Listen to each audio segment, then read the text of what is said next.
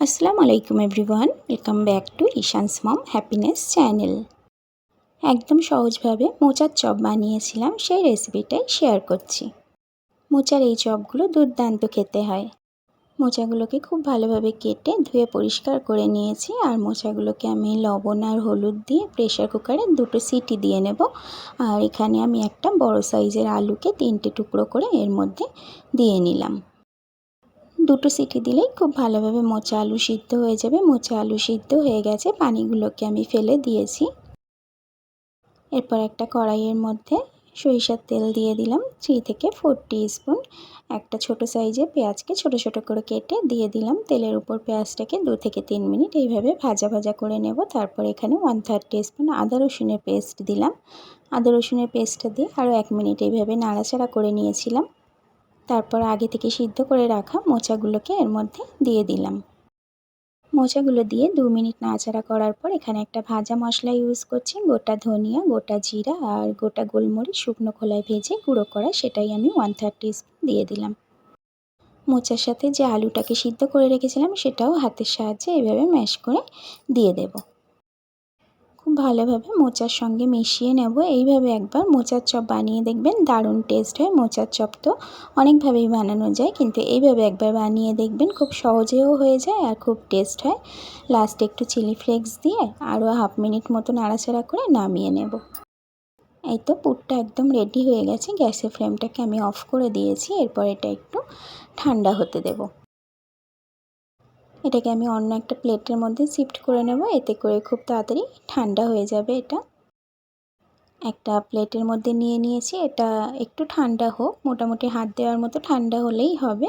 তো এটা এক সাইডে রেখে আমি আর একটা পাত্র নিয়েছি। এখানে 2 টেবিল স্পুন এখানে বেসন নিয়েছি, আর 1 টেবিল স্পুন এখানে আমি কর্নফ্লাওয়ার নিচ্ছি। অল্প একটু লবণ আর একটু হলুদ গুঁড়ো দিয়ে খুব ভালোভাবে মিশিয়ে নেব। এরপর অল্প অল্প পানি দিয়ে এটা একটা ঘন ব্যাটার বানিয়ে নেব। একবারে সব পানিটা দিলে ব্যাটারটা পাতলা হয়ে গেলে তখন অসুবিধা হয়ে যাবে, সেই কারণে অল্প অল্প পানি দিচ্ছি আর মেশাচ্ছি। একটা ঘন ব্যাটার বানাতে হবে। ব্যাটারটা খুব বেশি পাতলা হয়ে গেলে চপগুলো খুব ভালো আকার দেওয়া যাবে না। খুব সুন্দর একটা ঘন ব্যাটার বানিয়ে নিয়েছি, দেখেই বুঝতে পারছেন আপনারা ব্যাটারের থিকনেসটা ঠিক এই রকম হবে। এটাকেও আমি এক সাইডে রেখে দেবো। আর ততক্ষণে মোচা আলুর যে পুরটা বানিয়ে রেখেছি এটা ঠান্ডা হয়ে গেছে। এরপর এগুলোকে আমি চপের আকার দিয়ে নেব। তো যে কোনো আকার দিতে পারেন। আমি আজকে একটু গোল গোল চপ বানাবো। এইভাবে আরেকটু করে মেখে নিলাম। গোটা গোটা আলু থাকলে সেগুলো হাতের সাহায্যে একটু ম্যাশ করে নিলাম, আর এইভাবে হাতের সাহায্যে গোল গোল করে শেপ দিয়ে নিচ্ছি। মোচার এই চপটা দুর্দান্ত খেতে হয়। এটা গরম ভাতের সাথেও ভালো লাগে, আবার শুধু শুধু খেতেও ভীষণ ভালো লাগে। সন্ধ্যাবেলা চা কফির সাথে খেতেও কিন্তু ভীষণ ভালো লাগে। আর এখন তো মাঝে মাঝেই বৃষ্টি হচ্ছে, বৃষ্টির দিনে এইরকম চপ টপ খেতে বেশ ভালো লাগে, তাই না? সবগুলোকে একইভাবে চপের আকারে আমি বানিয়ে নিয়েছি। সবগুলো বানানো হয়ে গেছে। এরপর ভেজে নেওয়ার পালা। এরপর আমি ওভেনে চলে যাব। ওভেনে একটা কড়াই বসিয়ে দিয়েছি। কড়াইটা গরম হয়ে গেলে কড়াইয়ের মধ্যে আমি রিফাইন্ড অয়েল দিয়ে দিলাম। তেলটাকে খুব ভালোভাবে গরম করে নেব। আগে থেকেই তো ব্যাটারটা বানিয়ে রেখেছিলাম, আর একটু ফেটিয়ে নিলাম। এরপর তেলটা খুব ভালোভাবে গরম হয়ে গেছে।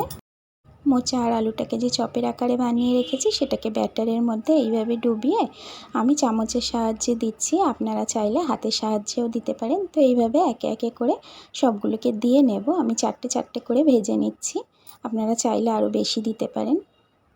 আমার মোট 12টা চপ হয়েছিল, তো আমি 3বারে 4টে 4টে করে 3বারে ভেজে নিয়েছি। তো এইভাবে উল্টে পাল্টে দুটো দিক খুব ভালোভাবে ভেজে নেব আমি। গ্যাসের ফ্লেমটা মিডিয়াম ফ্লেমে আছে। এই তো দুটো দিক খুব ভালোভাবে ভাজা হয়ে গেছে। এইগুলোকে আমি উঠিয়ে নেব। উঠিয়ে নিয়ে বাদবাকিগুলোকে একইভাবে ভেজে নেব। একটা আমি উঠিয়ে একটু খুব কাছ থেকে দেখাচ্ছি কতটা ইয়ামি দেখতে হয়েছে। একটু কাছ থেকে দেখলেই বুঝতে পারবেন। তো ওগুলোকে উঠিয়ে নিয়ে বাদবাকিগুলোকে আমি একইভাবে ভেজে নিচ্ছি।